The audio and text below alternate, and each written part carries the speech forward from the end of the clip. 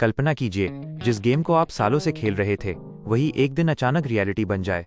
पूरी दुनिया उस गेम में फंस जाए, लेकिन एक चीज किसी को पता ना हो, उस गेम को 100% कंप्लीट करने वाला सिर्फ एक ही इंसान है, और वो है हमारा मेन कैरेक्टर। अब उसके पास वो सारी जानकारी है जो इस नई दुनिया में किसी और के पास नहीं। लेकिन क्या यही जानकारी उसे सबसे ताकतवर बनाएगी या सबसे बड़ा निशाना? आज की कहानी यहीं से शुरू होती है। लेकिन एक सेकंड, क्या आपने अभी तक इसके पहले का पार्ट नहीं देखा है?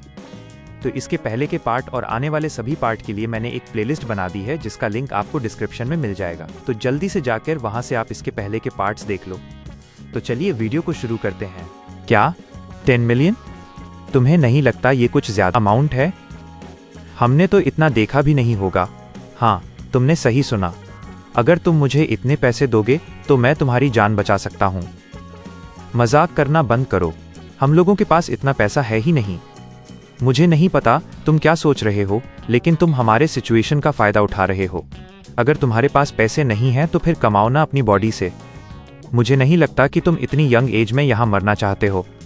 अगर तुम लोग मुझे सर्व करोगे और इस डंजन का 90% रिवॉर्ड मुझे देने के लिए रेडी हो, तो मैं तुम्हें कुछ चीजें दे सकता हूँ। सर्विस के लिए मैं तुम्हें 10% का डिस्काउंट दूंगा। हमें मूर्ख समझना बंद करो, हम लोग कोई पागल नहीं हैं। वो बास्टर्ड लाइट भी सिर्फ 30% ले रहा था, लेकिन तुम तो 90% मांग रहे हो। तभी वो मॉन्स्टर अपने मुंह में फ्लेम्स गैदर करने लगता है और बोला, नीच इंसान, तेरी हिम्मत कैसे हुई मेरी कीमती हॉर्न्स को कट करने की? लगता है अब इसमें कोई हेल्प नहीं हो सकता। जल्दी बोलो, क्या तुम मेरी शर्तें मानते हो? तभी वो मॉन्स्टर इनके ऊपर फ्लेम थ्रोर अटैक करता है और बोला, मैं तुम सबको यहीं जला के राख कर दूंगा। लेकिन उसके फ्लेम से इन दोनों को कुछ नहीं होता है। वो लोग जैसे तैसे करके उसके अटैक से डॉस करते हैं और रे जंप करके डॉस करता है, जिसके बाद रे उनसे बोलता है, तुमने तो डॉस कर लिया, तुम लोग काफी लकी हो, लेकिन ये लक कब तक रहेगा?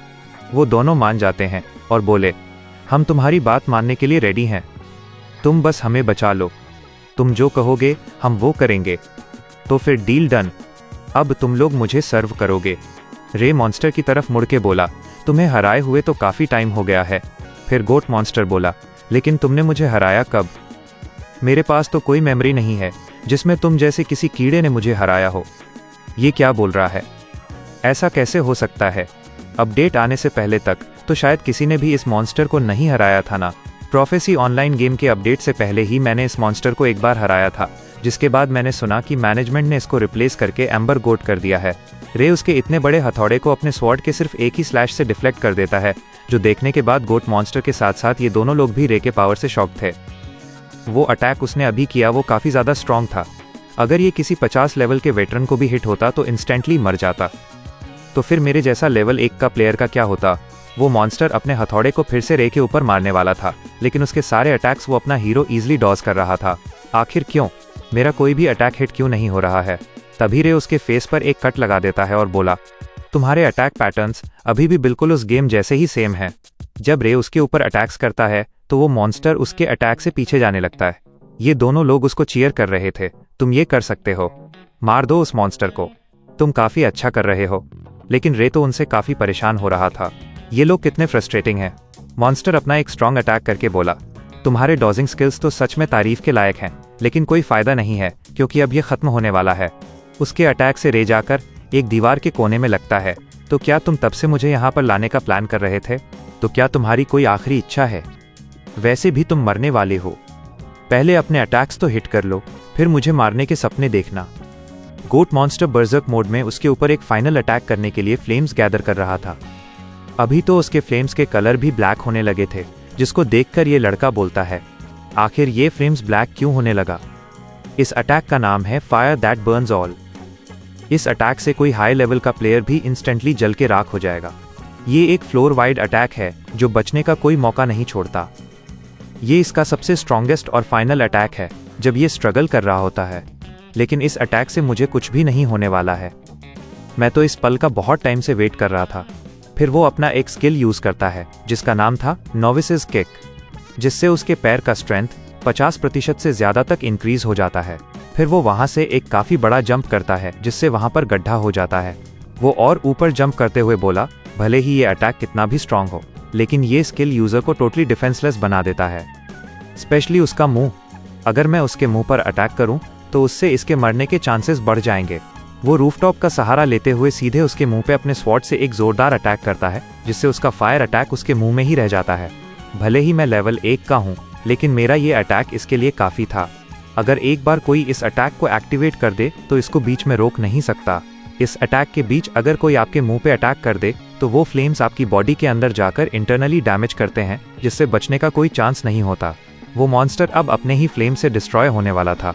तभी रे वहाँ से जंप करके दूर हो जाता है और उसको एक फेयरवेल देता है, जिसके बाद वो मॉन्स्टर अपने ही फ्लेम्स में वहीं पे जलना शुरू हो जाता है।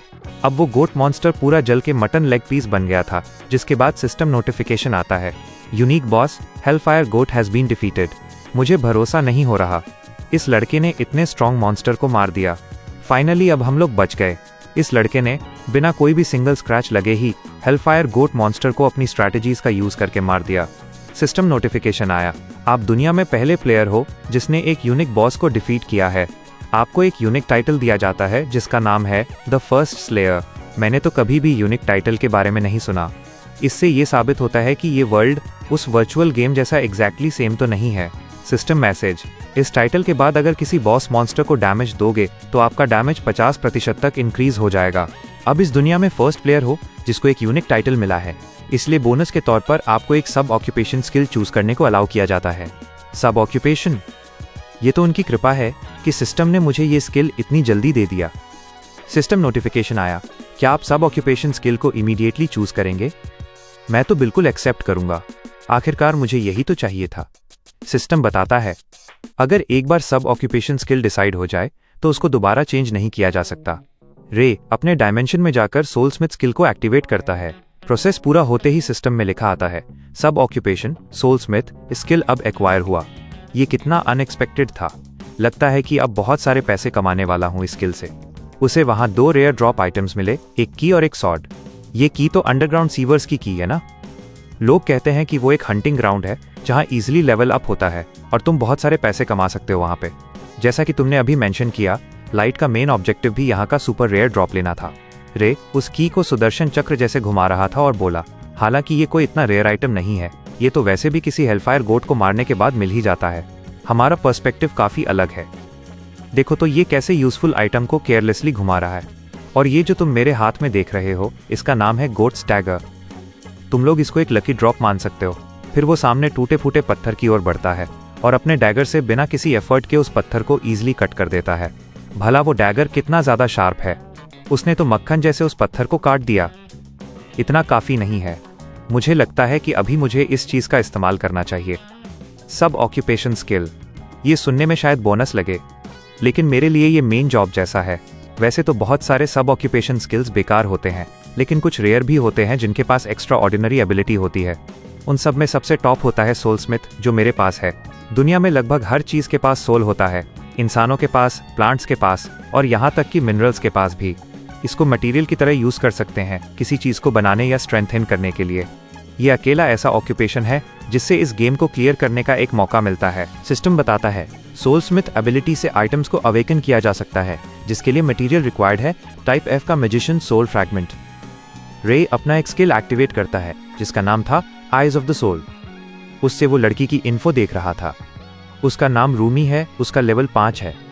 उसका मैजिशियन सोल फ्रैगमेंट एक्सट्रैक्ट किया जा सकता है, लेकिन कंडीशन ये है कि यूजर को उसके साथ कॉन्ट्रैक्ट बनाना होगा और एक्सट्रैक्शन का कोई साइड इफेक्ट नहीं है। काश मुझे ये पहले पता होता। मैंने तो ऑलरेडी इनके साथ 90% मनी का डील कर रखा है, लेकिन फिर भी उसके पास कुछ ऐसा था जो काम आ सकता था। गाइज, क्या तुम लोगों को ये की चाहिए जल्दी से अपना लेवल अप करने के लिए? क्या तुम सच बोल रहे हो?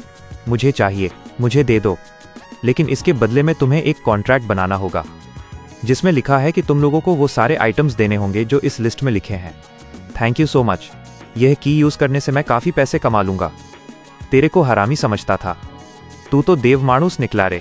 मुझे थैंक करने की ज़रूरत नहीं है, वैसे भी तुम जितना कमाओगे उतना ही मेरा फ़ायदा होगा। ये मेरे लिए अच्छा ही है। सिस्टम, रूमी के साथ कॉन्ट्रैक्ट बनाने का रिक्वायरमेंट पूरा हुआ।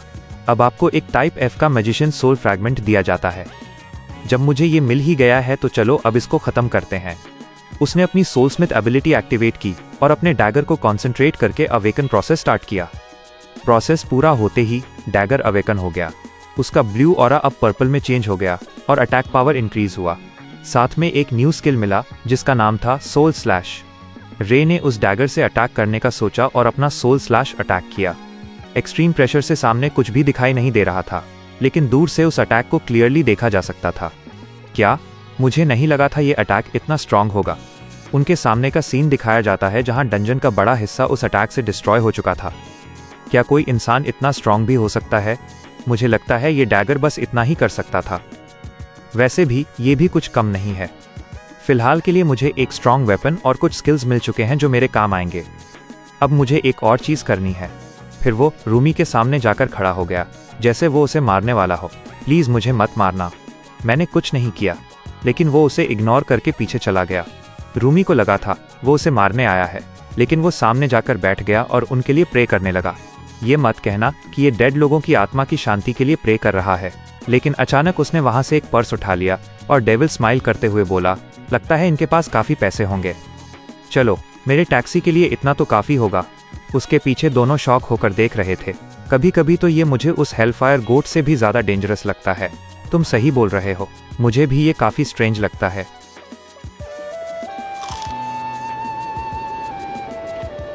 अगर आपको इस सीरीज का अगला एपिसोड चाहिए तो सब्सक्राइब कीजिए ऑफिशियल विशाल को।